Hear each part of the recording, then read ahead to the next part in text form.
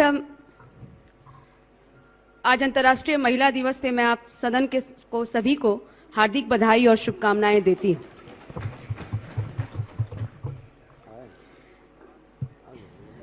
आज महिला दिवस है और इतनी विरोधाभास हो रही थी सदन में, और चूंकि महिलाओं की संख्या सदन में कम है, ऐसा एहसास हुआ हम सभी महिला विधायकों को कि हमारी संख्या कम है, इसलिए जो पुरुष समाज है और यहाँ आपकी संख्या ज्यादा है, लेकिन किसी ने बढ़ चढ़कर ये नहीं कहा कि अब महिला दिवस है, आज बोलना दिया जाए। महोदय, माननीय अध्यक्ष महोदया, एक बात जरूर कहना चाहती हूं कि भारत की सभ्यता और संस्कृति में महिलाओं को वैदिक युग से ही देवी का रूप दिया गया है, देव युग माना गया है। इसीलिए कहा जाता है कि यत्र नारी पूज्यन्ते रमन्ते तत्र देवता। जहां नारियों की पूजा होती है वहां देवता का वास होता है। लेकिन सिर्फ पूजा के लिए थोड़े हम बने हैं। हम सिर्फ पूजनीय हम नहीं चाहते हैं कि आप हमें सिर्फ देवी देवता का रूप ही दीजिए। हमें वो सम्मान चाहिए, हमें वो बराबरी का सम्मान चाहिए। ये भारत है, इस देश में राष्ट्रपति का पद भी महिला ने सुशोभित किया है। इस देश में प्रधानमंत्री महिला बनी है, नेता प्रतिपक्ष महिला बनी है, कई राज्य की जो मुख्यमंत्री है वो महिला बनकर पद को सुशोभित किया है। ये वही भारत की सभ्यता और संस्कृति है, और ये वही भारत की महिला है जो अंतरिक्ष को भेद करते हुए सुनीता विलियम्स और कल्पना चावला का नाम आता है। वो संतोष यादव का नाम आता है। इन सभी महिलाओं का जब हम जिक्र करते हैं तो भारत का जो सीना है वो चौड़ा हो जाता है कि इस देश में इस तरह की महिलाएं हैं, और निडर होकर, और वैसा क्षेत्र एयरफोर्स हो, आपको आर्मी हो, पुलिस हो, ये ऐसे क्षेत्र थे जहां पुरुषों का वर्चस्व था, जहां पुरुष ही रहते थे। उस क्षेत्र में अपनी महिलाओं ने अपनी कार्यकुशलता का परचम दिखाया है, लहराया है और अपने आप को साबित किया है। लेकिन एक तरफ मन मस्तिष्क सीना झुक भी जाता है सर, जब हम इस देश में महिलाएं, जब 7 साल की बच्ची के साथ बलात्कार की घटनाएं आती हैं, जब महिलाएं शोषण होती हैं, भ्रूण में पल रही बच्ची से लेकर अस्तित्व तक, जब तक महिला का अस्तित्व होता है, महिला हमेशा संघर्ष करती हुई नजर आती है। हमारी सामाजिक परिवेश में आप देख रहे होंगे, हम भी महिला विधायक बने।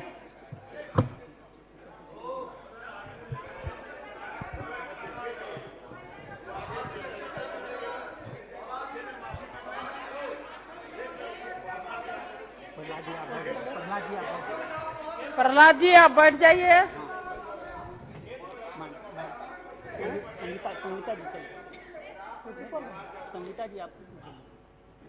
संगीता जी आप बोलिए। महिलाएं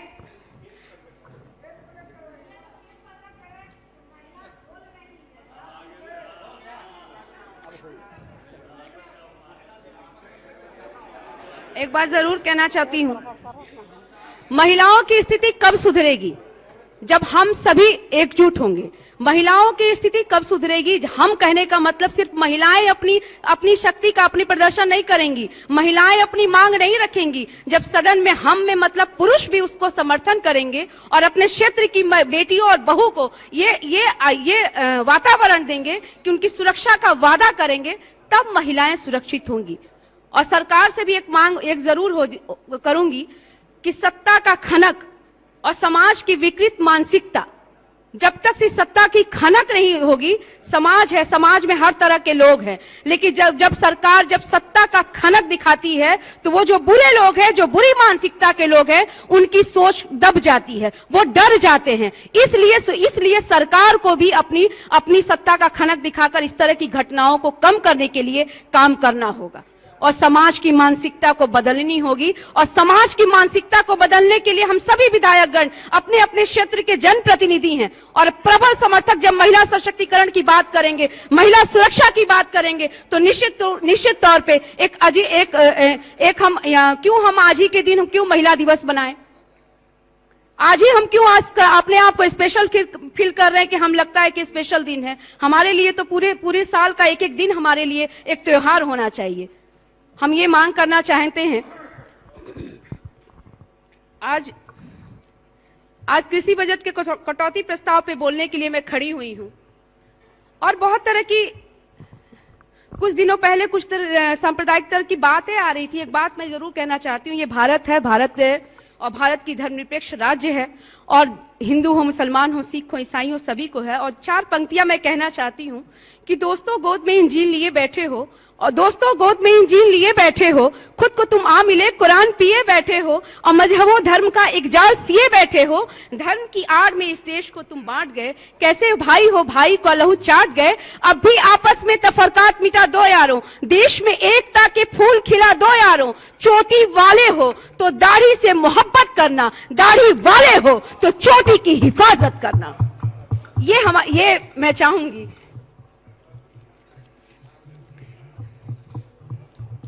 बहुत बहुत धन्यवाद। मैं अपने नेता प्रतिपक्ष आदरणीय तेजस्वी प्रसाद यादव जी को देना चाहूंगी, जिन्होंने महिला सशक्तिकरण की मिसाल पेश करते हुए और हम महिलाओं को अवसर दिया और सदन को भी में भी उपस्थित सभी को मैं हम आभार और सम्मान प्रकट करना चाहेंगे। कृषि बजट पे बात हुई है। कृषि मानव सभ्यता और संस्कृति की वैभवशाली परंपरा और इतिहास को संरक्षित रखने का एक प्रहरी है। शायद मानव का विकास कृषि परंपरा के गोद में प्रस्फुटित और पल्लवित हुआ है। हमारे वेदों में कहा गया है, उद्यमेन ही सिद्ध्यन्ति कराणी न भरो रथे न ही सुप्तस्य सिंहस्य प्रविशान्ति मुखे मृगा। यानी भारत एक कृषि प्रधान देश है। भारत में 90% भारतीय समाज जो है वो कृषि क्षेत्र में काम करते हैं। सदन में उपस्थित प्राय सभी माननीय प्रत्यक्ष या परोक्ष रूप से कृषि से जुड़े हुए हैं। मैं कहूंगी जो कृषि व्यवस्था है, जो जमीन, किसान एवं मजदूर, ये कृषि क्षेत्र के अवयव हैं। This is raw material of agriculture और इसका जो उत्पादन है, जो फसल है, ये उसके उत्पादन, दैट इज प्रोडक्शन। और सिंचाई की व्यवस्था और बाजार की उपलब्धता वर्तमान समय में कृषि के लिए रीढ़ है। वर्तमान समय में देश और राज्य के परिप्रेक्ष्य में किसानों और मजदूरों की क्या स्थिति है, किसी से छिपी हुई नहीं है। ये वही देश है जहां की कृषि बिल के विरोध में किसानों ने अपनी कुर्बानी दी है। ये वही देश है जहां कृषि किसानों ने संगठित होकर, जहां 200 किसान शहीद हो गए और सरकार को झुकवाने पर मजबूर कर दिया और कृषि बिल को वापस लेने को मजबूर कर दिया। जिन किसानों को ये सरकार, ये भारत, ये ऐसा ही सरकार चल रही है जिसमें किसानों को भी आतंकियों का दर्जा दिया गया। जब किसानों की मांगों को भरपूर कोशिश की गई, उनको दबाने की कोशिश की गई, लेकिन भारत की जो किसान हैं वो डटे रहे और उन्होंने कृषि बिल वापस करने को सरकार को मजबूर कर दिया। महोदया, बिहार धान और गेहूं, आपका 1 मिनट समय बचा हुआ है। मैं जिस बिहार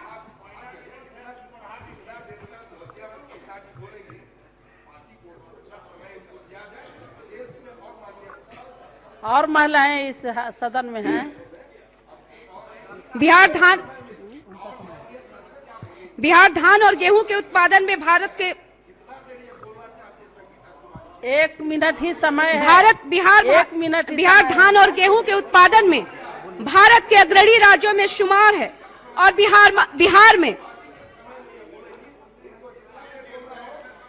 महोदय, थोड़ा संक्षिप्त में बोलो। महोदया, मैं जिस इलाके से बिहार में शाहाबाद का इलाका को बिहार का धान का कटोरा भी कहा जाता है।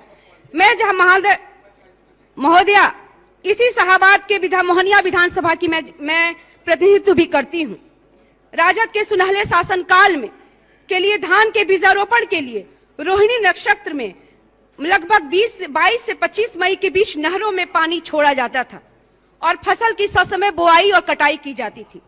लेकिन इस सरकार में नहरों में पानी जून के अंतिम सप्ताह में जा रहा है, जब इंद्र भगवान ऊपर से पानी बरसा रहे होते हैं, तब फसलों की बुआई प्रभावित होती है। महोदया, तथाकथित सुशासन की सरकार में ना ही समय से नहरों में पानी जा रहा है, ना ही उर्वरक समय पे मिल रहा है। इसी साल खरीफ मौसम में किसानों को यूरिया 200 रुपए प्रति बोरे की जगह पर 800 रुपए प्रति बोरे मिला है। बाजारों में, जबकि पास के राज्यों में आसानी से उर्वरक उपलब्ध था। महोदया, सरकार की ऐसी क्या लाचारी थी, ऐसी क्या लापरवाही थी जो ससमय किसानों को उर्वरक उपलब्ध नहीं करा पाई। इस साल एक दुकान पर हजारों किसानों की भीड़ लगी रही। जिन किसानों को खेत और खलिहानों में रहना चाहिए था, वो किसान दुकानों पे थे। जिन महिलाओं को इस बार लंबी लाइनें देखा गया, रात रात में किसान जाकर लंबी लाइनें लगाए हुए थे। जिन किसानों को खेत में सरकार की गलत नीतियों की वजह से महिलाओं को लंबी लाइन लगानी पड़ी, महिलाओं को भी रात में डीएपी और पोटास और यूरिया के लिए लाइन लगानी पड़ी। ये सरकार की कहीं ना कहीं विफलता इसमें नजर आती है। और जब फसल जब लग गया तो धान की कटाई की बात आई, और धान कटने के बाद जब बेचने का समय आया तो सरकार की जो नीतियां आ गई कि उसना चावल अरवा चावल। और मैं जिस क्षेत्र से आती हूं उस क्षेत्र में अरवा चावल के मिल हैं। वहां असमंजस की स्थिति हो गई कि चावल की खरीदारी हम कैसे करेंगे। पैक्स और सरकार में बातचीत होने लगी, लेकिन उस समय क्या हुआ कि किसानों के धान जो थे वो खेत में धरे के धरे। Subscribe now and press the bell icon. Never miss an update.